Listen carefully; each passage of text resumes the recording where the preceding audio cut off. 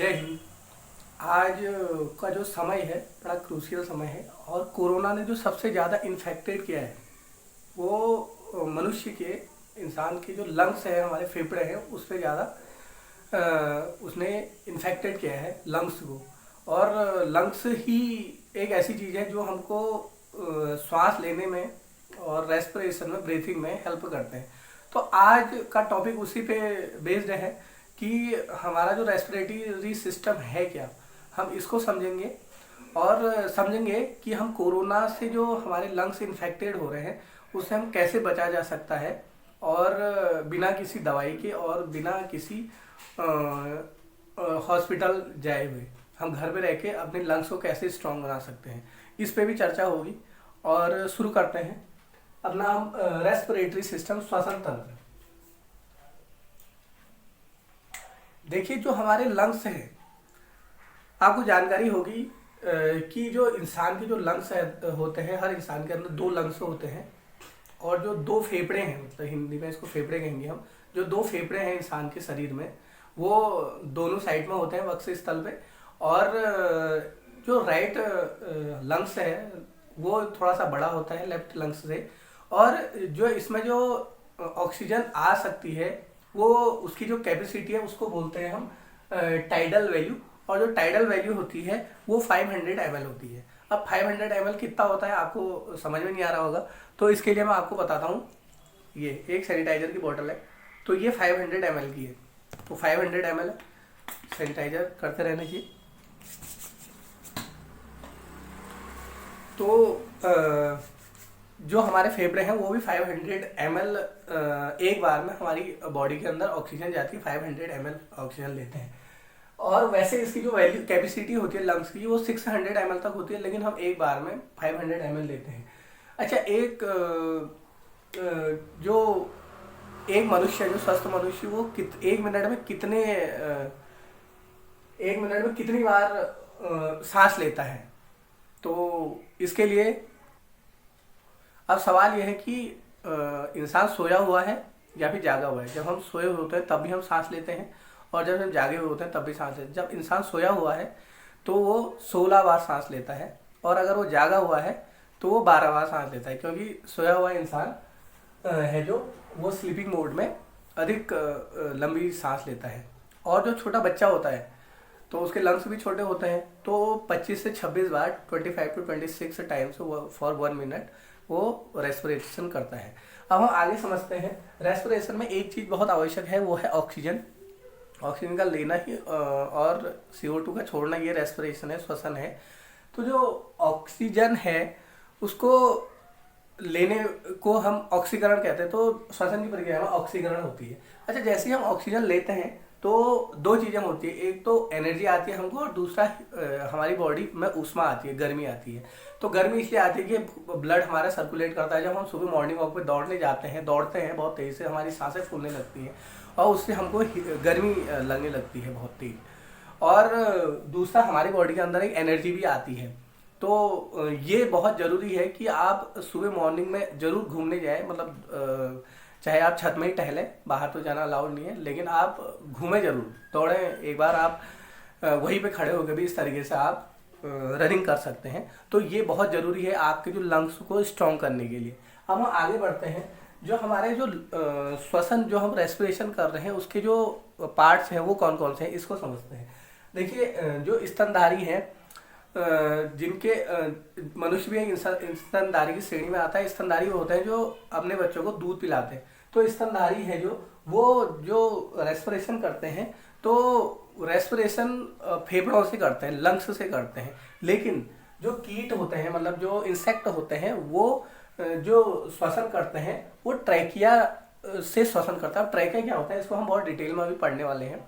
तो जो स्तनधारी है वो लंग्स से करता है, फेफड़ों से। और जो कीट हैं, मतलब जो इंसेक्ट हैं, वो ट्रैकिया से रेस्पिरेशन करते हैं। ये बात आपको समझ में आई होगी। लेकिन जो मेढक है, मेढक एक ऐसा जंतु है जो जमीन के अंदर भी रहता है और जमीन के बाहर भी रहता है। तो जब वो जमीन के अंदर रहता है तो वो जमीन के अंदर जब रहता है तो अंदर वो अपनी स्किन से ही रेस्पिरेशन करता है ये। और जो जमीन के अगर वो बाहर रहता है तो जो रेस्पिरेशन करता है वो फेफड़ों से करता है, लेकिन जो टैडपोल है, मेढक का जो छोटा बच्चा होता है उसको टैडपोल बोलते हैं, और वो जो रेस्पिरेशन करता है वो रेस्पिरेशन गिल्स से करता है। गिल्स क्या है, उसके यहाँ पर गलफड़े होते हैं, उसको गिल्स बोलते हैं।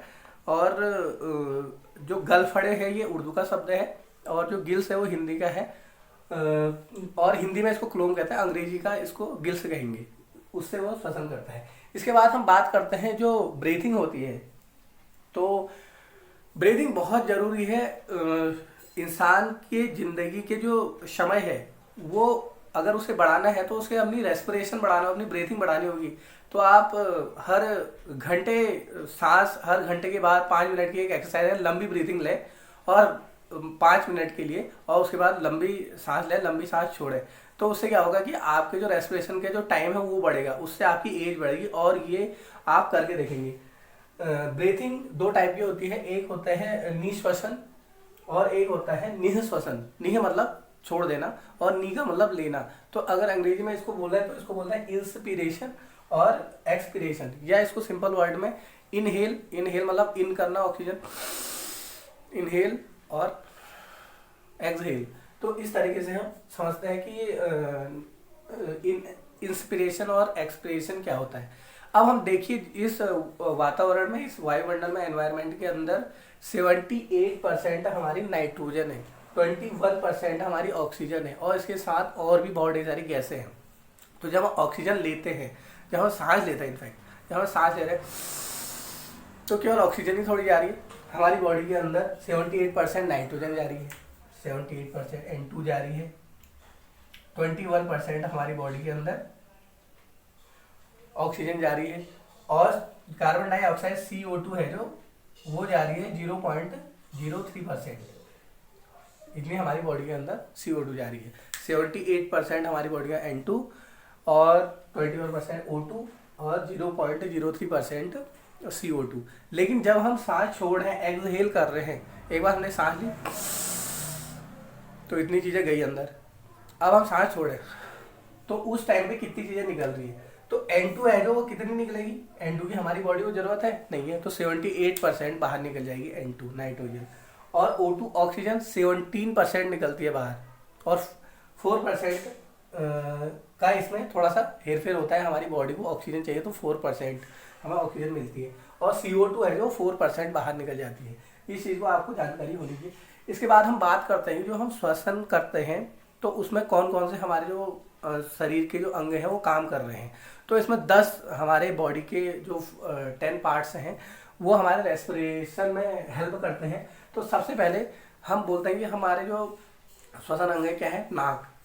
तो नाक है तो नाक बंद कर दो, तो मुंह से भी तो सांस ले सकते हैं। तो अगर देखा जाए तो नाक और मुंह ये नहीं है, तो हमारे जो लंग्स हैं वही हमारे श्वसन अंग हैं, और लंग्स को हेल्प करने के लिए हमारे 10 चीज़ें इसमें मदद करती हैं। जो सबसे पहले है वो है नासा छिद्र। सबसे पहले है नासा छिद्र। नासा छिद्र क्या है, हमारे नाक के 2 छिद्र होते हैं तो इसको नासा छिद्र बोलते हैं। 2 नाक के जो छिद्र हैं इसको नासा छिद्र बोलते हैं, और इसके अंदर बाल होते हैं, और जब हम सांस लेते हैं तो और बहुत सारी जो एनवायरनमेंट से धूल धक्कड़ के कण है वो बालों से चिपक जाते हैं। उसके बाद जब हम ऊपर जाते हैं, यहाँ पर एक हड्डी है, ये देखिए यहाँ पर ये हड्डी में मारते तो बहुत चोट लगती है। यह हड्डी है जो इसके अंदर का जो पार्ट है उसको बोलते हैं नासा कपाट या नेस्ट्रल पासेज बोलते हैं, और इससे पहले जो नासा छिद्र है उसको नेस्ट्रल बोलते हैं। तो पहला नासा छिद्र हो गया नेस्ट्रल, दूसरा नासा कपाट हो गया ये वाला, पहले ये और फिर ये। तो जो ये वाला हिस्सा है यहाँ पे म्यूकस नाम का एक चिपचिपा पदार्थ जमा होता है, और जो हमारे नाक के बाल नहीं रोक पाते अंदर उस धूल धक्कड़ को ये यहाँ पे रोक देता है, और जब हम नाक में उंगली डालते हैं या फिर साफ करते हैं इस तरीके से तो वो बाहर निकलता है काला काला सा, और वो बड़ा चिपचिपा पदार्थ होता है, वो हमें जो हमारे धूल धक्कड़ के जो डस्ट के पार्टिकल हैं उसको रोक लेता है अंदर जाने से। इसके बाद आते हैं ग्रसनी, फेरिक्स बोलते हैं इसको।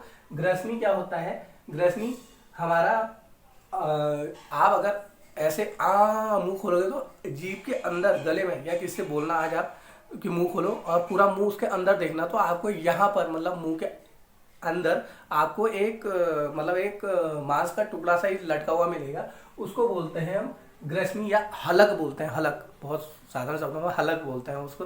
तो जो हलक है उसको हम बोलते हैं फेरिक्स। और फिर इसके बाद आता है आपका इसके नीचे वाला हिस्सा जो ये दिखाई दे रहा है, इसको कंठ बोलते हैं हम, कंठ। और इसको साउंड बॉक्स भी बोलते हैं, और साइंस में इसको लिरिक्स बोला जाता है। तो फेरिक्स और लिरिक्स और साउंड बॉक्स भी बोलते हैं। अब जो ये वाला हिस्सा है इसके दो काम है, जो साउंड बॉक्स है। तो मैं ये 4 पार्ट समझते हैं पहले। जो पहले हमारे जो नेस्ट्रल हो गया, नासा छिद्र, उसके बाद हमारा नासा कपाट हो गया जहाँ म्यूकस बनता है, और इसके बाद हमारा क्या कहते हैं हलक हो गया जिसको हम फेरिक्स बोल रहे हैं, और फिर इसको लेरिक्स। नासा छिद्र, नासा कपाट, फेरिक्स और लेरिक्स, ये 4 चीजें क्लियर। उसके बाद जो ये लेरिक्स है इसको समझते हैं यहाँ पे, इसको डायग्राम से भी समझेंगे अभी, पहले समझते हैं। फिर इसके बाद होता है ट्रैकिया। ट्रैकिया क्या होती है? एक श्वास नली होती है हमारे गले के अंदर को जाती है, जो ये वाली नली, इसको बोलते हैं हम ट्रैकिया। और जो ट्रैकिया है, ट्रैकिया जब आगे जाके जब ट्रैकिया यहाँ से गई ऐसे नीचे, तो यहाँ से इसके 2 पार्ट हो गए इस तरीके, ये गई और इससे 2 पार्ट हो गए। जो 2 पार्ट है इनको कहते हैं ब्रोंकाई। ये ब्रोंकाई होती है जो ये ऑक्सीजन को हमारे दोनों जो लंग्स हैं उसके अंदर भेजती है। और जब आगे ब्रोंकाई जब आगे पहुंचती है तो उसका जो पार्ट है उसको कहते हैं ब्रोंकियोलिस। तो ब्रोंकियोलिस का बड़ा बहुत महत्वपूर्ण योगदान है। इसके बाद जो ब्रोंकियोलिस है उसके बाद एलवियोली, जो ब्रोंकियोलिस का जो अगला पार्ट है वो है एलवियोली। और अब हम एक बार रिवाइज कर रहे हैं जो हमारा रेस्पिरेटरी सिस्टम है कैसे करता है, ये डायग्राम में आपको दिखाई दे रहा है। तो ये हमारा नाक है, नोज, ये वाली नोज। तो यहाँ से पहले हमारी देखो श्वसन तंत्र में इसका काम ये है कि रेस्पिरेटरी सिस्टम का ऑक्सीजन को अंदर भेजना और CO2 को बाहर निकालना, ठीक है। तो इसमें क्या होता है कि जो नाक है हमारी, ये यहाँ से सांस अंदर जा रही है। तो पहला वाला हिस्सा है नासा छिद्र, फिर है नासा कपाट, और उसके बाद आता है आपका ग्रसनी, फेरिक्स, लेरिक्स। तो ये 4 चीज़ों को समझते हैं। नासा छिद्र, ये दो नाक के 2 छिद्र है, नासा छिद्र, नासा कपाट, ये वाला हिस्सा जहाँ पर म्यूकस नाम का चिपचिपा पदार्थ जमा होता है, नासा छिद्र, नासा कपाट, और अंदर मांस का टुकड़ा है उसको कहते हैं ग्रसनी, हलक। और उसके बाद है हमारा लेरिक्स। लेरिक्स मतलब ये साउंड बॉक्स यहाँ पर, और यहाँ से एक नली खाने के लिए है और एक हवा के लिए। तो इसके बाद नीचे वाला हिस्सा है ट्रैकिया, और फिर है ब्रोंकाई, ब्रोंकियोलिस। देखो अगर सिंगल है इसके नीचे को तो ट्रैकिया, उसके बाद 2 पार्ट हो गए, तो इसके बाद 2 पार्ट हो गए, यहाँ से नीचे को 2 पार्ट, ट्रैकिया, ब्रोंकाई, और इसके अंदर जो ब्रोंकाई के अंदर ब्रोंकियोलिस। अब ब्रोंकियोलिस क्या है? ये ट्रैकिया, ये ब्रोंकाई, और इसके अंदर ब्रोंकियोलिस, 1 2 3 4 ब्रोंकियोलिस, ये गुच्छे जैसे ब्रोंकियोलिस। और उसके बाद ब्रोंकियोलिस के बाद ब्लड और फिर सेल्स। जो ब्रोंकियोलिस है गुच्छे जैसे जो आपको दिखाई दे रहे हैं यहाँ पर, यहाँ पर कोरोना वायरस आके इकट्ठा हो जाता है और सांस को ब्लॉक कर देता है। ये कोरोना वायरस यहाँ पे इकट्ठा हो जाता है, सांस को ब्लॉक कर देता है। और ये हमारे फेफड़े हैं, फेफड़े के बाहर क्या होता है? प्लूरा मेम्ब्रेन होती है, डबल झिल्ली होती है, डबल लेयर बना रखे हैं तो फेफड़े, उसके बाहर डबल लेयर होती है। तो ये इसके बाद क्या होता है? इसके अंदर ब्लड सेल्स होते हैं, और जो ब्लड सेल्स है इसको बोलते हैं, जो गुच्छे जैसे हैं इसको बोलते हैं एलवियोली। 1 एलवियोली, 2 एलवियोली, 3 4 ये एलवियोली है। और जो एलवियोली होते हैं यहाँ पर ब्लड के सेल्स होते हैं, ब्लड सेल्स। और जो ब्लड सेल्स हैं, और ये ब्लड सेल्स हैं जो यहाँ पर जो सेल्स के अंदर आपको पता है माइटोकांड्रिया होता है, और माइटोकांड्रिया के अंदर हीमोग्लोबिन है जो वो क्या करता है? ऑक्सीजन के साथ रिएक्ट करता है और यहाँ से ऑक्सीजन ले लेता है ग्लूकोज बना के साथ। इसको कहते हैं क्रश चक्र। ग्लूकोज का निर्माण होता है, ग्लूकोज से क्या होता है? ऑक्सीजन लेता है और हमें एनर्जी मिलती है, और CO2 बाहर निकल जाती है। अब CO2 जब बाहर निकलती है तो ये नीचे एक हिस्सा और है डायफ्राम, ये काम करता है। जब CO2 बाहर निकलते हैं तो डायग्राम क्या हो जाता है? ऊपर को हो जाता है, ऐसे ऐसे ऊपर को हो जाता है। और ये डायफ्राम है जो ये वाला हिस्सा, इसको समझते हैं।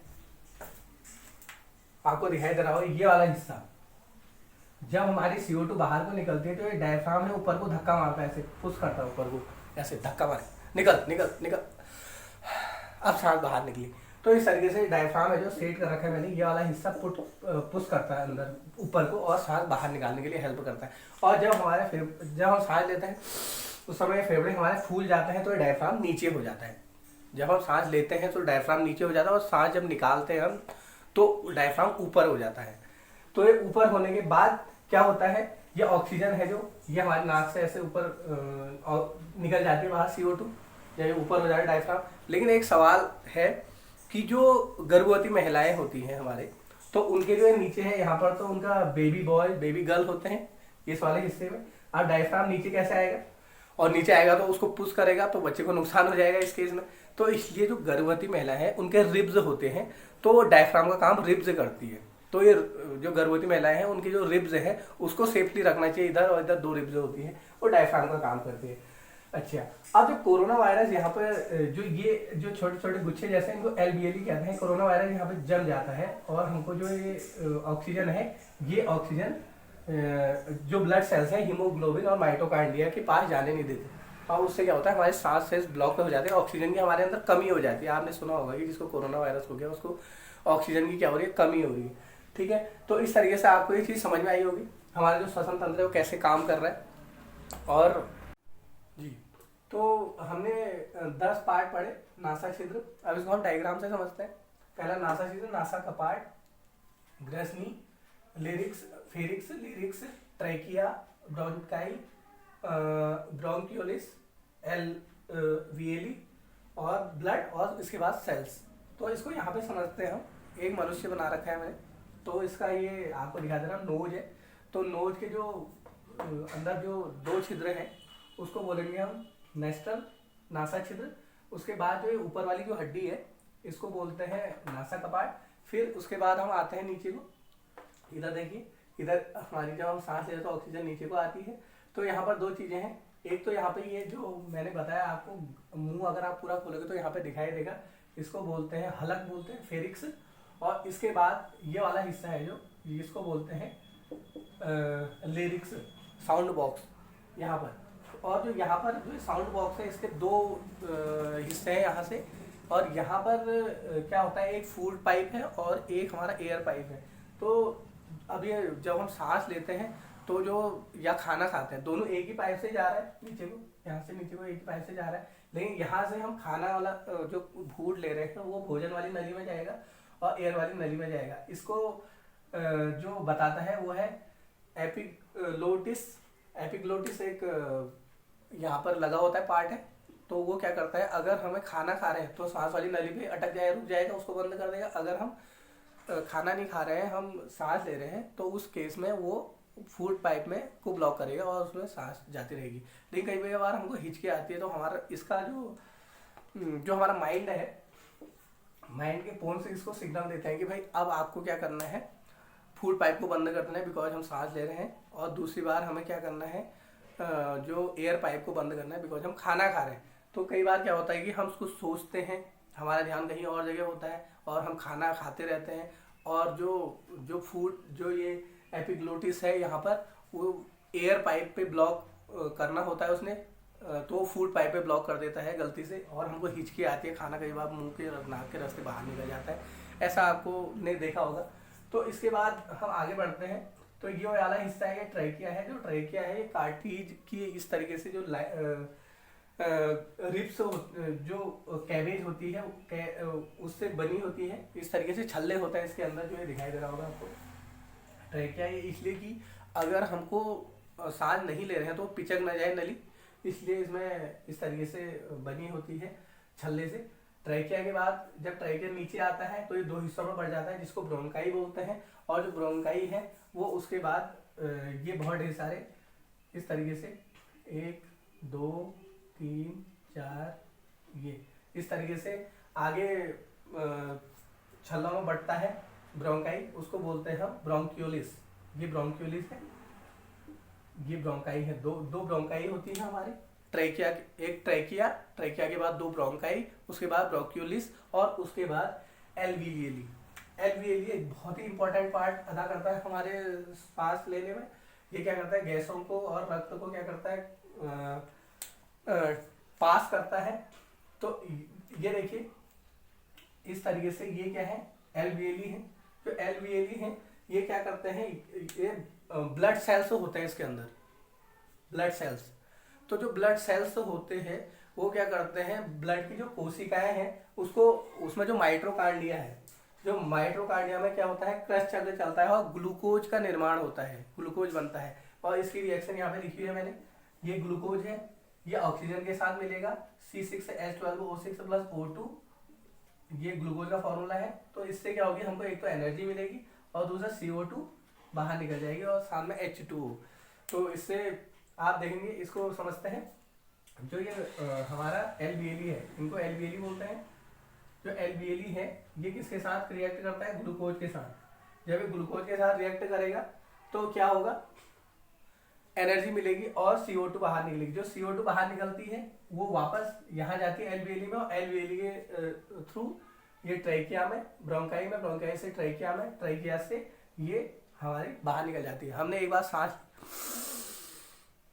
कहाँ गई, सांस हमारी गई ट्रैकिया, ट्रैकिया से 2 ब्रोंकाई, और ब्रोंकाई के बाद ब्रोंक्यूलिस, और उसके बाद अंदर हमारे एलवीएली में गई। और एलवीएली में क्या होते हैं, ब्लड सेल्स होते हैं, वो जो सेल्स होते हैं वो क्या करते हैं, ऑक्सीजन को ले लेते हैं, लो भाई ऑक्सीजन लो, ऑक्सीजन लो, ऑक्सीजन लो, ऑक्सीजन लो, ऑक्सीजन, और जिससे ऑक्सीजन लेते हैं तो उससे वापस CO2, ऑक्सीजन को बांटते हैं और उसके बाद CO2 वापस ले लेते हैं उनसे, और CO2 जो क्या होती है हमारी बाहर निकल जाती है। तो इस तरीके से आपने देखा कि इसके जो 10 पार्ट हैं उसको एक बार फिर रिपीट कर रहे हो। सबसे पहले हमारी ऑक्सीजन गई नेसल टोन से, उसके बाद ये कहाँ गई, ये हमारी ट्रैकिया में पहुंचती है, ट्रैकिया से ब्रोंकाई, और ब्रोंकाई से ब्रोंक्यूलिस, ब्रोंक्यूलिस से एलवेरिया, एलवीएली, एलवीएली से ब्लड सेल्स में हीमोग्लोबिन होता है। यहाँ पे हीमोग्लोबिन क्या करता है, क्रश चक्र चलाता है और ग्लूकोज का निर्माण करता है, माइटोकांड्रिया।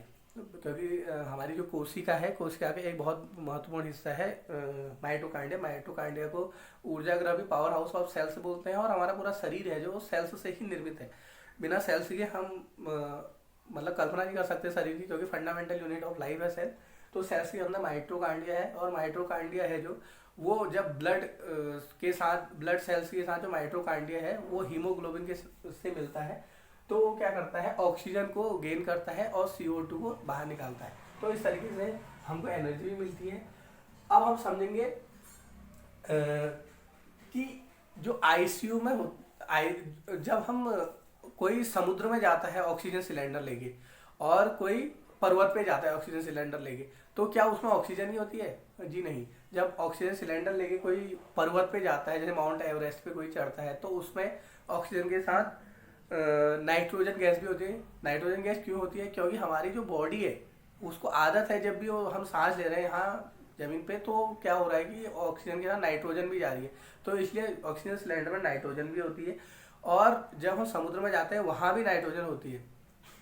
और बाकी जो ICU में कोई मरीज जाता है ICU के अंदर, तो वहाँ पे क्या होता है, उसको 2 टाइप से ऑक्सीजन दी जाती है। या तो उसके मुंह पे इस तरीके से एक मास्क का लगा दिया जाता है और उससे वो ऑक्सीजन लेता रहता है। अब उसके लिए क्या हो गया, ऑक्सीजन खींचने के लिए जो लंग्स है वो मजबूत होने चाहिए। अगर वो नहीं खींच पा रहा है, उसकी हालत बहुत डामाडोल है, तो उस केस में क्या होता है, उसको हम वेंटिलेटर पे लगाते हैं। वेंटिलेटर क्या होता है, नाक के रास्ते एक पाइप उसके लंग्स में जाता है और वो ऑक्सीजन उसको देता है। ऑक्सीजन जब देगा तो नासा छिद्र से पहुंचती है वो ग्रसनी में, ग्रसनी से फिर पहुंचती है ग्रसनी से वो फेनिक्स लेरिक्स में पहुंचेगी, और लेरिक्स से फिर ट्रैकिया में, ट्रैकिया से ब्रोंकाई में, ब्रोंकाई से ब्रोंक्यूलिस, और जो ब्रोंक्यूलिस है उसके बाद वो कहाँ पहुंचती है, एलवीएली में पहुंचती है। उसके बाद ब्लड सेल्स में, और फिर उससे माइटोकांड्रिया से वो ऑक्सीजन लेती है और CO2 वहाँ से खींचती है, वापस निकाल के बाहर निकल जाती है। तो ये बात आपको समझ में आई होगी कि हमारा जो श्वसन तंत्र है वो कैसे काम कर रहा है, और इस चीज़ को अब आपको समझ में आया होगा कि हम ऑक्सीजन लेते हैं, जितनी बार हम रेस्पिरेशन ज़्यादा से ज़्यादा कर रहे हैं उतना हमारी बॉडी के लिए जरूरी है। आपने देखा होगा जो पहाड़ों के लोग हैं वो बहुत एकदम फिट रहते हैं। जो लेबर क्लास होते हैं उनका जो जीवन होता है वो क्या होता है कि वो 24 घंटे दौड़ते भागते रहते हैं, तो उनका रेस्पिरेशन सबसे ज़्यादा होता है, तो उनकी आयु भी ज़्यादा होती है। पहाड़ों में लोगों की आयु ज़्यादा होती है। और जो शहरों का जो जीवन है उसमें लोग गाड़ी लेके जाते हैं, कार लेके जाते हैं, और जब भी बाहर निकल रहे चलना फिरना कम होता है तो उनके जो रेस्पिरेशन की जो दर होती है वो कम हो जाती है और उनका जीवन बीमारियां उनको ज़्यादा घेर लेती है। तो मैं उम्मीद करता हूँ कि आप लोग अपने जो फेफड़ों में है, जो आपके लंग्स है, उसको मजबूत करेंगे। आप डेली मॉर्निंग पे रनिंग करेंगे, घूमने जाएंगे। अगर आप नहीं भी जाते तो आप खुली हवा में एक एक घंटे के बाद आप 5-5 मिनट के लिए लंबी लंबी ब्रीथिंग करेंगे और वो ब्रीथिंग और ऑक्सीजन इनहेल एक्सहेल करेंगे। और इससे क्या होगा, योगा प्राणायाम जो रामदेव बाबा का जो कॉन्सेप्ट है वो भी इसमें लागू होता है, क्योंकि ये साइंटिफिक ही वो है, रीजन है इसका। तो आप लोग स्वस्थ रहेंगे। और बाकी आपको अगर ये वीडियो पसंद आती है तो मेरे चैनल को लाइक करें, सब्सक्राइब करें, कमेंट करें, शेयर करें। और हम ये काम इसलिए कर रहे हैं कि ज़्यादा से ज़्यादा लोगों में इंफॉर्मेशन पहुंचे और ज़्यादा से ज़्यादा जल्दी हम कोरोना की जंग जीत सकें। तो इसमें आपको भी योगदान करना है और वो योगदान तब हो पाएगा जब आप इस वीडियो को शेयर करेंगे। Thank you so much. जय हिंद।